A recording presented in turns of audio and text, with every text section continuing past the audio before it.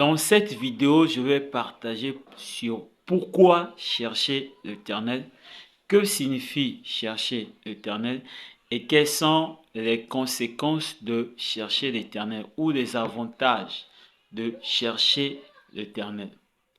Avant de commencer, je vais partager un témoignage d'un bien-aimé qui prie dans notre assemblée.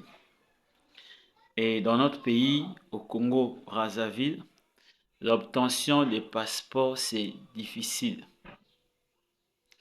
Vraiment, c'est difficile. Le passeport de prix normal, c'est 50 000.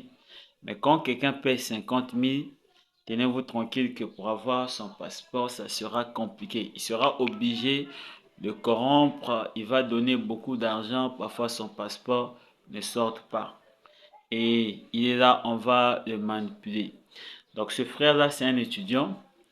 Et depuis longtemps, il voulait aller à l'étranger, faire continuer ses études.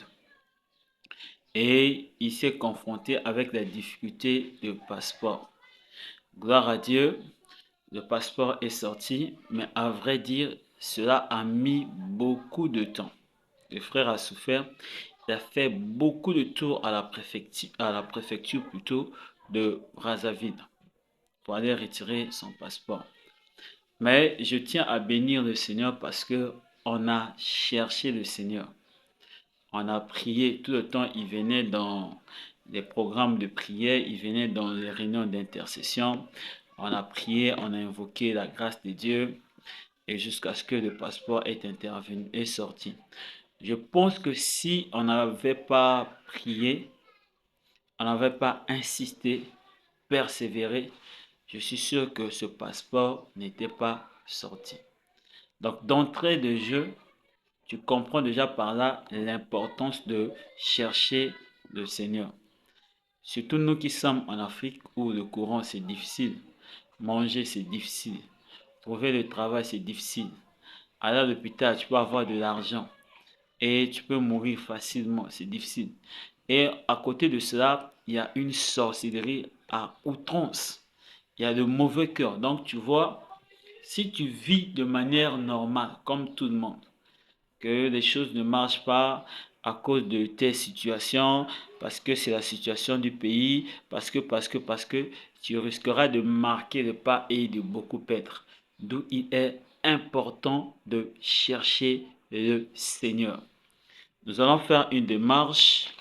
J'ai ma Bible ici. On va dans Jérémie 29, verset 11. On est dans Jérémie. Je prends Jérémie.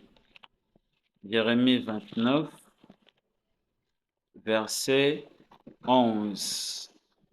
Il est écrit, car je connais les projets que j'ai formés sur vous, dit l'Éternel, projets de paix et non de malheur, afin de vous donner un avenir et de l'espérance. On va en prendre le verset 13 et le verset 14. 13, vous me chercherez et vous me trouverez si vous me cherchez de tout votre cœur. 14, je me laisserai trouver par vous, dit l'Éternel. Amen. Donc ici, on découvre que Dieu a pour nous des projets de bonheur. Donc, quand Dieu voit ta vie, quand Dieu voit ma vie, il n'y a aucune pensée de mal. Il n'y a aucun projet de destruction. Il n'y a aucun projet de souci. La Bible dit que Dieu est amour. Donc, dans l'amour de Dieu ou cet amour que Dieu présente pour nous, il n'y a pas la haine, il n'y a pas la colère contre nous. Et la Bible dit que le châtiment qui nous donne la paix est tombé sur Jésus. Donc, toute la colère que Dieu avait contre nous, sur nos péchés, sur notre mauvaise façon de faire, cette colère-là, ce châtiment, cette punition-là est tombée sur Jésus. La Bible dit que il est devenu péché, Jésus, afin que nous devenions justice de Dieu. Donc déjà, tiens-toi sûr, sois rassuré que Dieu n'est pas en colère contre toi, il n'a pas de problème avec toi. La parole de Dieu déclare encore que Dieu est lumière. En lui, il n'y a aucune espèce de ténèbres. Donc, en Dieu, il n'y a pas de mal. Donc, Dieu ne peut pas être l'auteur de ton malheur. Dieu ne peut pas être celui qui t'envoie des soucis, des problèmes. Donc, mais si Dieu n'est pas l'auteur de notre mal, si Dieu est lumière, si Dieu est bonheur, si Dieu est amour, si Dieu est notre réussite, s'il a pour nous des projets de paix et non de malheur, comme nous venons de lire ici, mais pourquoi nous ne vivons pas cela? La réponse ici déjà, on nous dit que nous devons chercher l'Éternel. Donc pour vivre le plan de Dieu pour toi, pour vivre effectivement et totalement toute l'œuvre de la croix, tout ce que Jésus-Christ a fait pour toi, tu dois faire quoi? Tu dois chercher l'Éternel, tu dois chercher Dieu. Dans Proverbe chapitre 25, verset 2, il est dit ceci, Proverbe chapitre 25, verset 2, il est dit, la gloire des dieux, c'est de cacher les choses. La gloire des rois, c'est de sonder les choses. Donc la gloire de Dieu, Dieu tire sa gloire en cachant les choses.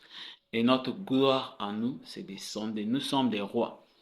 Par la mort et la résurrection de Jésus, nous avons été établis comme rois et sacrificateurs.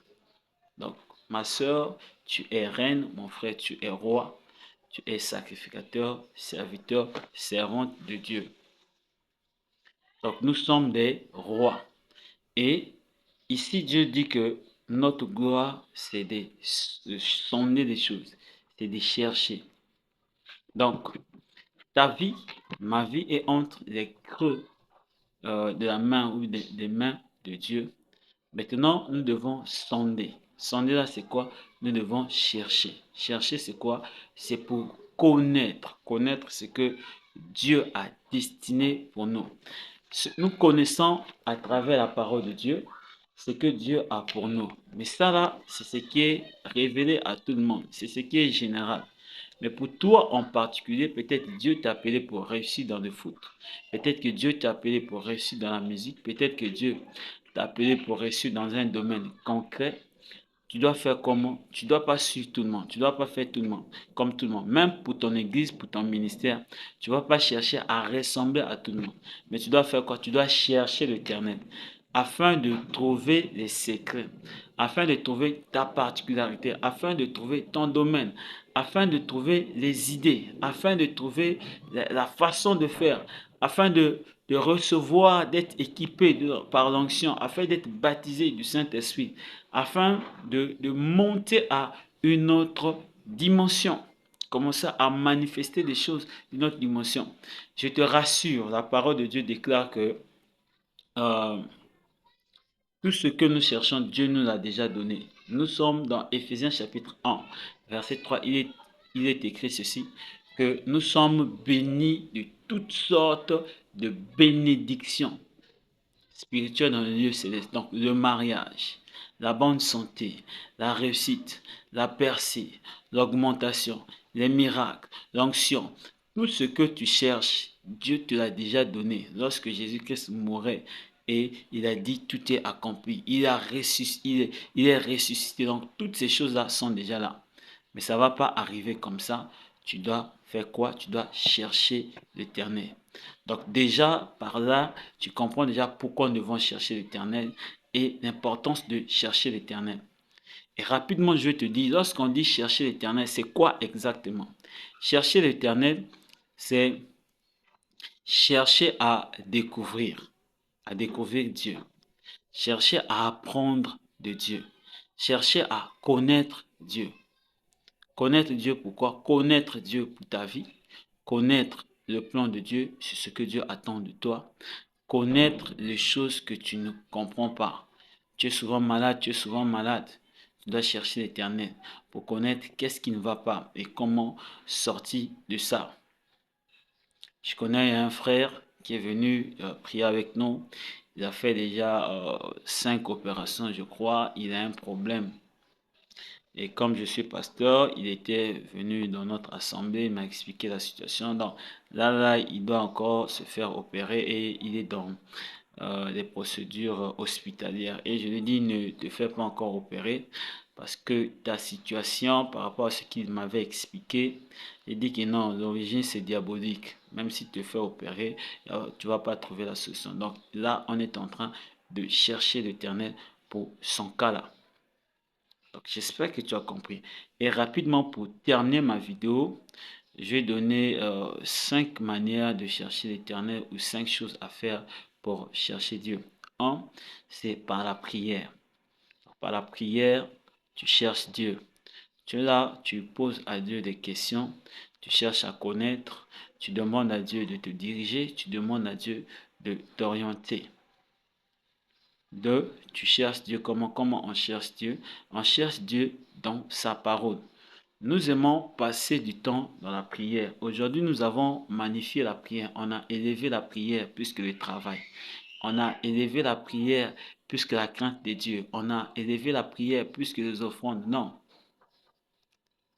Je pense, à mon avis, on devait même passer plus de temps dans la parole.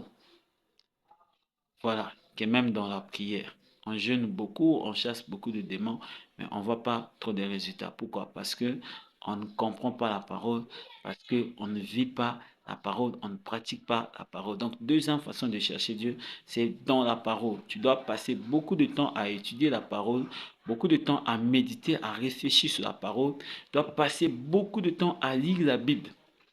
Tu dois te forcer chaque jour, tu peux lire un verset, tu peux lire des chapitres, tu peux lire beaucoup.